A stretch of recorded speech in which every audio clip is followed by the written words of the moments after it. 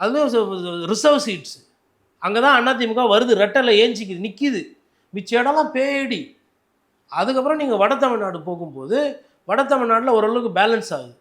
Cuddalore பெல்வெதர் district, அதாவது கடலூரை நீங்கள் யார் கைப்பற்றீங்களோ அவங்க பொதுவாக ஆட்சியை வந்து பிடிச்சிருக்காங்க. ஏன்னா கடலூர் வந்து எப்படின்னா சூழலுக்கு ஏற்றால் போல் மாறக்கூடிய ஒரு தன்மை படைத்த மாவட்டம். அது ஏன் அப்படின்னா புயலால் பாதிக்கப்படும், மழையால் பாதிக்கப்படும், வறட்சியால் பாதிக்கப்படும், படிப்பறிவு இல்லை, போதைக்கு நிறைய பேர், இளம் விதவைகள் அதிகம், வருமானம் கம்மி, வாழ்வாதார பிரச்சனை, இவ்வளோத்தையும் சந்திக்கிற ஒரு மாவட்டம் தான் கடலூர். இயற்கை சீற்ற மாவட்டம், இல்லை அரசோட கவனம் கிடைக்காத ஒரு மாவட்டமும் பார்த்திங்கன்னா கடலூர். அந்த கடலூர் தன்மை எப்படி பிஹேவ் பண்ணுதோ அதை வைத்து கடலூர் வந்து போன வாட்டி திமுக சாதகமாக பிஹேவ் பண்ணுது. ஓகே. அப்போ நார்த்து தமிழ்நாட்டில் டிஎம்கே ஓரளவுக்கு நல்லா பண்ணுது.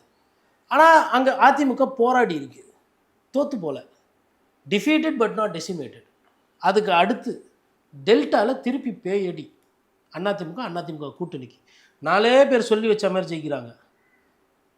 நன்னிலம் காமராஜ் முன்னாள் அமைச்சர், விஜயபாஸ்கர் முன்னாள் சுகாதாரத்துறை அமைச்சர் புதுக்கோட்டை, அதுக்கப்புறமா வந்து உங்களுக்கு ஒரத்தநாடில் வைத்திலிங்கம் முன்னாள் அமைச்சர் ஹெவி வெயிட், அதுக்கப்புறமா இன்னொருத்தர் பார்த்தீங்கன்னா நன்னிலம் காமராஜ் சொல்லிட்டேன், அப்புறம் ஓஎஸ் மணியன் நாகப்பட்டினம்.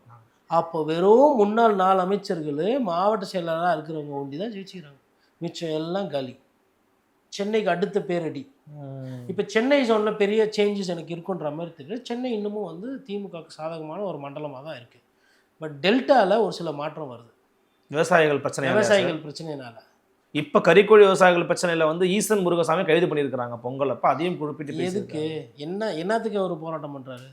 20 ரூபா ஏற்றி கொடுக்க சொல்கிறாரு. ஆட்சியில் அதிகாரம் கேட்டாரா, இல்லை வந்துட்டு எதனா ஊழல் குற்றச்சாட்டு சொன்னாரா, இல்லை உங்களை யாருன்னா எதிர்த்து பேசினாரா? போராட்டம் பண்ணாமல் கைது செய்வீங்க?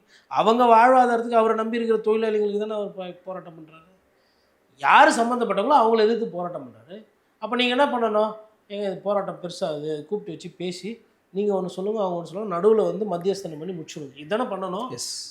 அப்போது நஷ்டத்தில் வியாபாரம் பண்ணுறோம், நஷ்டத்துலேயே பண்ணின்னு இருக்கணுமா? ஏன் அவங்களெல்லாம் பார்த்தா தொழிலாளியாக தெரியலையா? அப்போ அதாவது காவல்துறையை வைத்து பொலிட்டிக்கல் டெசிஷன் எடுக்கிறது. ஓகே, காவல்துறை பாதுகாப்பு தான் இருக்கணும். போராட்டம் ஒருத்தர் பண்ணுறாங்கன்னா, இப்போ சாம்சங்கில் போராட்டம், பஞ்சாயத்து யாருக்கும் அரசாங்கம். ஃபஸ்ட்டு சாம்சங்க்கும் சாம்சங் தொழிலாளர்கள். கரெக்ட் ரைட்டுங்களா? சாம்சங் என்ன பண்ணோம்? கூப்பிட்டு அவங்கள பேசியிருக்கணும்.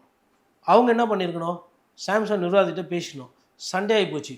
லேபர் டிபார்ட்மெண்ட் ஒன்று இருக்குது இல்லை, அது என்ன வெங்காயத்துக்கு இருக்குது. அது பேர் என்ன? Labour department. அதோட அப்ஜெக்டிவ் என்ன? Labour welfare.